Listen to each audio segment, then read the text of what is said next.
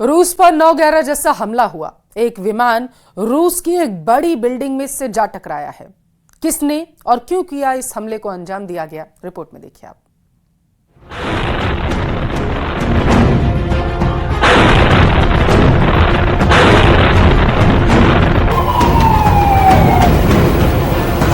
रूस में एक ऊंची इमारत पर ड्रोन से एक ऐसा हमला हुआ जिसने 23 साल पहले अमेरिका में हुए सबसे बड़े आतंकी हमले की याद दिला दी। बस अंतर यह है कि वो एक आतंकी हमला था और ये रूस के मुताबिक यूक्रेन का हमला था। 9/11 की घटना में एक पैसेंजर प्लेन का इस्तेमाल किया गया था जो हवा में उड़ते हुए आया और न्यूयॉर्क के वर्ल्ड ट्रेड टावर से टकरा गया। ठीक वैसे ही रूस के सारातोव में घटना का जो वीडियो किसी ने अपने कैमरे पर शूट किया, उसमें दिख रहा है कि एक ड्रोन हवा में उड़ते हुए आता है और सारातोव की सबसे ऊंची इमारत से टकरा जाता है।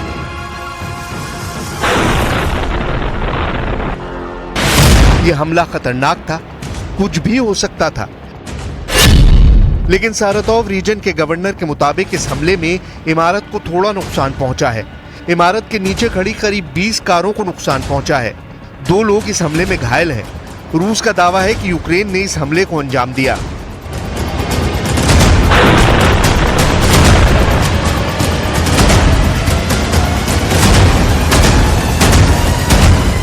यह हमला 9/11 के अटैक जैसा था। हमला 38 मंजिला वोल्गा स्काई रेजिडेंट बिल्डिंग पर हुआ। घटना के वीडियो में दिख रहा है कि बिल्डिंग के बीच में एक ड्रोन जा टकराया। ड्रोन की टक्कर से आग की लपटें उठी, साथ ही एक जोरदार धमाका सुनाई दिया। जिसने ड्रोन की टक्कर का वीडियो बनाया, उसकी आवाज में डर का एहसास था।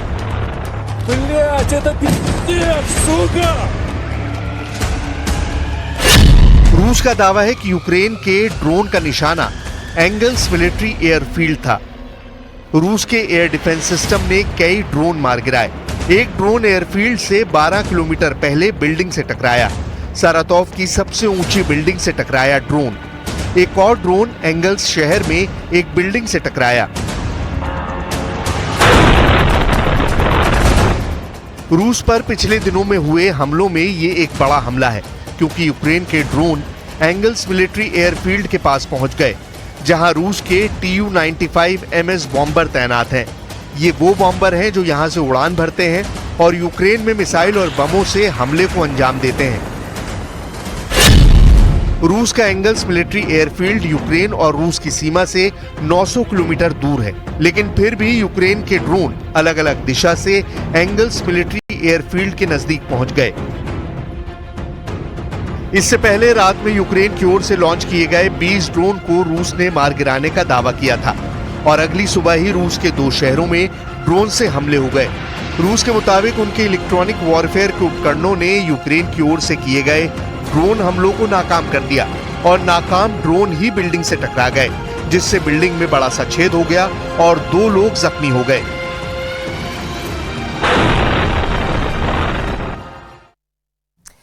अब आपको दिखाते हैं एक हैरान भरी तस्वीर जो कि कोर हिमालय से आई है। पिथौरागढ़ जिले में स्थित और चीन बॉर्डर पर मौजूद ओम पर्वत से बर्फ पूरी तरीके से गायब हो चुकी है। न सिर्फ ओम पर्वत बल्कि उसके आसपास भी कहीं भी बर्फ दिखाई नहीं दे रही है। हालात ये हैं कि पूरी तरीके से सूखे पहाड़ दिखाई दे रहे हैं, जबकि ओम पर्वत पर पहले साल भर बर्फ रहा करती थी। लेकिन ग्लोबल वार्मिंग का असर कहें या फिर ओम पर्वत तक सैलानियों की बढ़ती संख्या, अब हालात ये हैं कि अगस्त के महीने में ओम पर्वत पूरी तरीके से सूख चुका है और बर्फ का नामो निशान नहीं। 2 तस्वीरें भी आपको दिखा रहे हैं। आप देख सकते हैं कि कैसे ओम पर्वत पर बर्फ रहती थी, जो कि अब पूरी तरीके से गल चुकी है।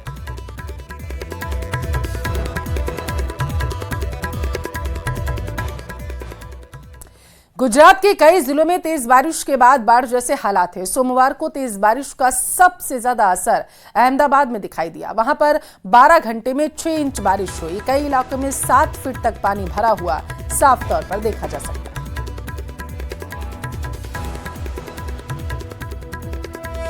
तो गुजरात में बारिश जो है वो कहर बनकर टूट रही है। 3 तस्वीरें आप देख सकते हैं। सड़कों पर किस तरीके से घुटनों तक पानी भरा हुआ, जिसकी वजह से लोगों को आने जाने में परेशानी का सामना करना पड़ रहा है। सबसे ज्यादा परेशानी राहगीरों को ही हो रही है।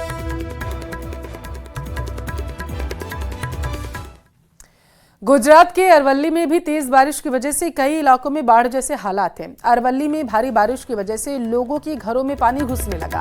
हालात तो ये हो गए कि पानी लोगों के बेडरूम और किचन तक पहुंच चुका है। अरवल्ली में लोगों का सामान पानी में तैरता नजर आया। भारी बारिश के बाद के हालात से लोग काफी वहां पर परेशान दिखाई दिए।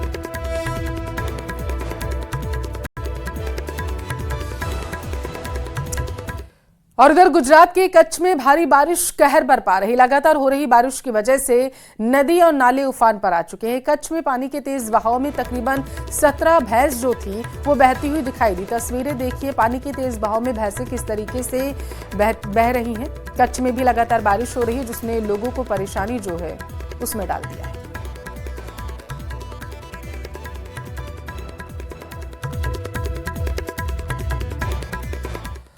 टोंक के बीसलपुर बांध से बड़ी खबर है। बीसलपुर बांध में एक दिन में 6.24% पानी आया। पिछले 24 घंटे में पानी की आवक तेज हुई है। सुबह 6 बजे बांध का जलस्तर 314.07 मीटर था, ऐसी जानकारी हो। पिछले 24 घंटे में 35 सेंटीमीटर ये पहुंच गया। बांध की कुल भराव क्षमता 38.70 टीएमसी है। बीसलपुर बांध में अभी 28.77 टीएमसी पानी मौजूद है। 3.40 मीटर के वेग से बह रही है त्रिवेणी नदी और पूर्ण भराव 315.50 मीटर पर है।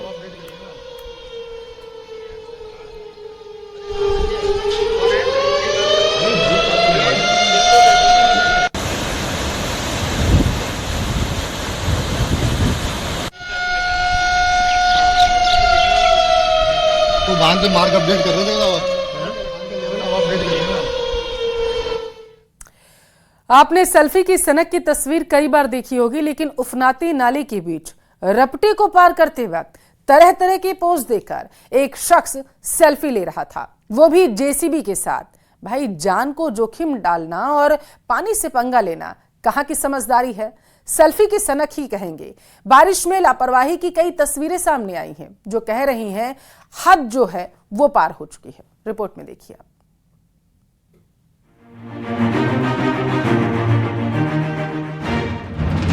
जिन लोगों को आप देख रहे हैं ये खुद को खतरों के खिलाड़ी मानते हैं।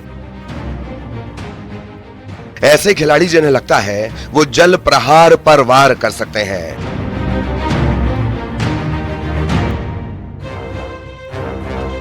तो सबसे पहले सनक को आप क्या कहेंगे? सेल्फी की सनक ऐसी कि जेसीबी के साथ सेल्फी ले डाली, वो भी देखिए कैसे उफनते नदी नाले पर। यह तस्वीर कहीं भारी ना पड़ जाए।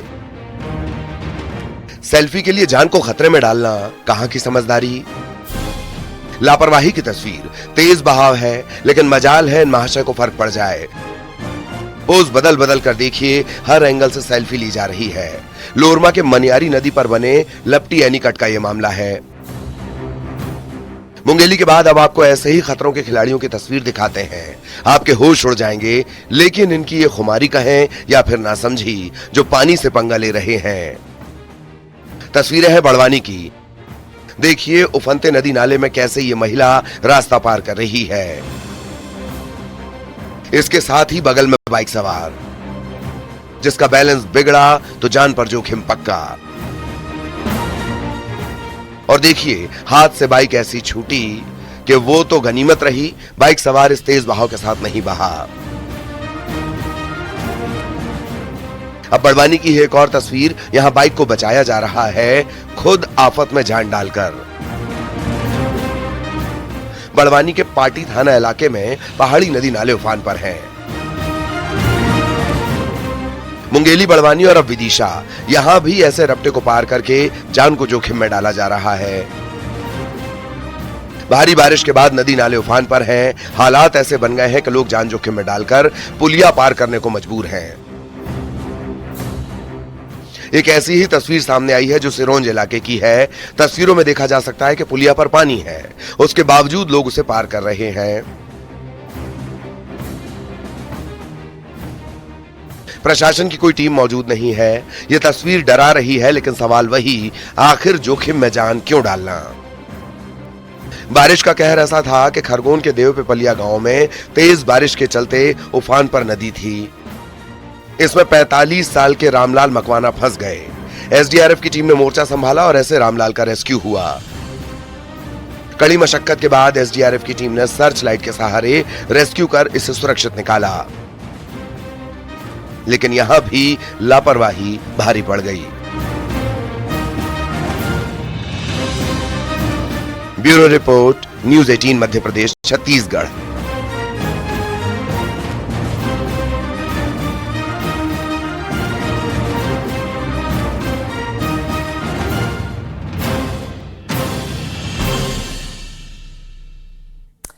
जो खबर हम आपको दिखाने जा रहे हैं उसे देखकर आप हैरान रह जाएंगे। पुलिस वालों ने चोरी के आरोपी को मंदिर में खड़ा किया, हाथ में गंगा जल लेकर कसम खाने के लिए कहा और उसने चोरी नहीं करने की कसम खाई। रिपोर्ट में समझिए।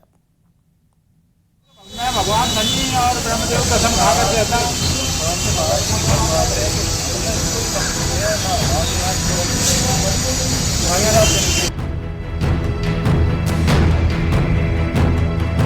शनि भगवान की कसम खाओ, जो कहोगे सच कहोगे। ये बताओ कि मैं भगवान शनि और ब्रह्मदेव कसम खाकर कहता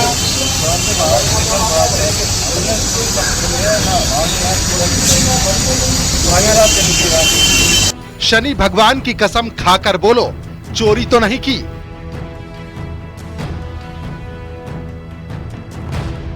हाथ में गंगा जल लेकर बोलो, चोरी में हाथ तो नहीं। आप देखकर हैरान रह जाएंगे, लेकिन ये सच है। एटा में यहां हो रही है चोरी की वारदात की पड़ताल। ये वो शख्स है जिसके घर में चोरी हुई है। अब चोरी हुई या नहीं, ये पता लगाने के लिए पुलिस ने इस शख्स को शनि मंदिर के सामने खड़ा कर दिया और हाथ में दे दिया गंगा जल। पुलिस ने कहा, शनि देव के सामने गंगा जल की कसम खाकर बोलो, चोरी हुई या नहीं। कसम खा रहे हो कि आपके यहाँ चोरी हुई है? आपका कोई हाथ चोरी में? आ जाओ। इस शख्स ने बाकायदा शनिदेव के मंदिर के सामने हाथ में गंगा जल लेकर कसम खाई कि वो झूठ नहीं बोल रहा और वाकई उसके घर में चोरी हुई है। उसके बाद उस शख्स को लाया गया जिस पर चोरी का आरोप लगाया गया था। देखिए, उसके हाथ में भी गंगा जल पकड़ा दिया गया और कहा गया कि शनिदेव की कसम खाकर कहो कि चोरी में तुम्हारा कोई हाथ है या नहीं। ये बताओ कि मैं भगवान शनि और ब्रह्मदेव कसम खाकर कहता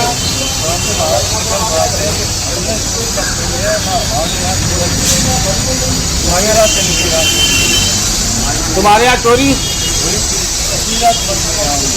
किसी तरह का इसमें सहयोग तो नहीं है चोरी में? किसी तरह का इस शख्स ने गंगा जल की सौगंध खाकर कहा कि उसने कोई चोरी नहीं की है। देखिए, इस शख्स से पुलिस वालों ने कहा कि चोरी में किसी तरह से तुमने मदद तो नहीं की। तो इस शख्स ने एक बार फिर कहा कि चोरी में उसका कोई हाथ नहीं। ये बताओ कि मैं भगवान शनि और ब्रह्मदेव कसम खाकर कहता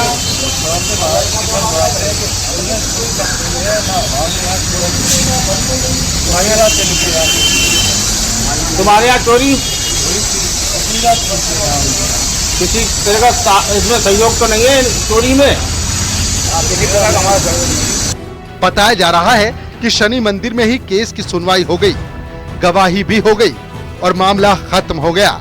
ना तो एफआईआर की जरूरत पड़ी, ना जांच पड़ताल की। बस हाथ में गंगा जल लिया और खाली भगवान की कसम, मानो कोई बच्चों का खेल हो। खैर, जब दोनों लोगों ने हाथ में गंगा जल लेकर कहा कि वो सच बोल रहे हैं, तो पुलिस ने मामले की पड़ताल रोक दी और इनके बयानों को सही मान लिया गया। अब जब भगवान की कसम खा ली तो फिर क्या बचा? आरोपी निर्दोष मान लिया गया और सोशल मीडिया में ये वीडियो जमकर वायरल हो रहा है और पूरे इलाके में ये वीडियो चर्चा का मुद्दा बना हुआ है और जांच करने का पुलिस का ये तरीका भी लोगों को हैरान कर रहा है। अजेंद्र कुमार शर्मा, न्यूज़ 18, एटा।